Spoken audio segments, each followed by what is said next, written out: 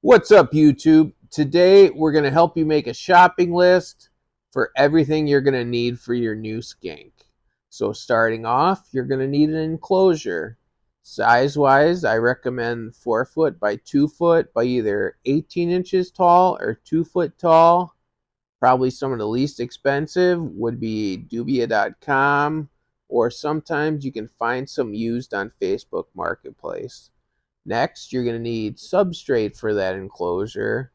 I recommend either 100% cypress mulch, or you can use coconut products like Reptichip, or you can even use just plain old topsoil as long as there's no fertilizer or anything else in it. Next, you're going to have to figure out your heat setup and your UVB. So for heat, a lot of people will use just halogen floodlights, the PAR 38s. Those are dimmable, so you can get the exact basking temperature you want. And then UVB, I recommend, the linear types. Arcadia makes some great ones, but Zoomed ones and Zilla's are pretty good also, and those are comparable. So next, you're going to want something for like a basking tile or a basking paver. It's going to help absorb the heat, and it will also help file the skink snails. Then you're going to want to start decking out your enclosures with decorations and hides, whether you want to go with some of the bigger ones that they make, or you can make your own, and we even got a video on that, on making hides. Then you're going to want a water bowl and a food bowl, and then you're going to want the food they need, which I recommend grain-free dog food. Some people will also give insects and tong feed them. So if you plan on doing insects at all, you might want to get some tongs, and that will help build a kind of like a bond between you and your reptile. And then you're going to want a temperature gun. So those are a surface infrared temperature gun. It will read the surface temperature of the basking spot.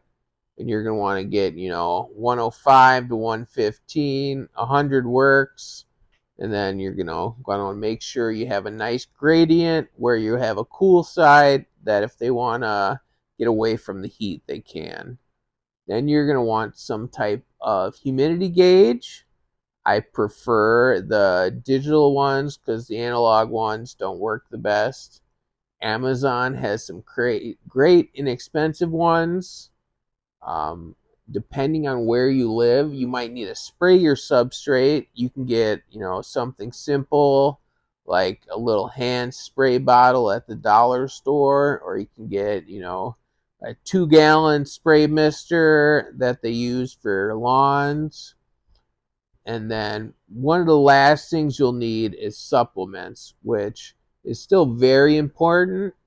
You're going to want a multivitamin, and depending on its age, you're going to give it from once a week to once a month. We have a video talking about that also.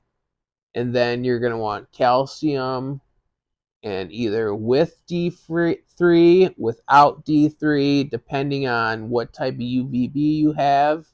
If you have pretty good UVB, you're just going to want something like Zoomed's calcium, which only has a small amount of D3.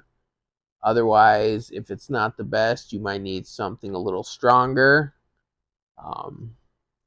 We're going to put pictures up for each and everything, and then we'll have links down below to give you some ideas for each one.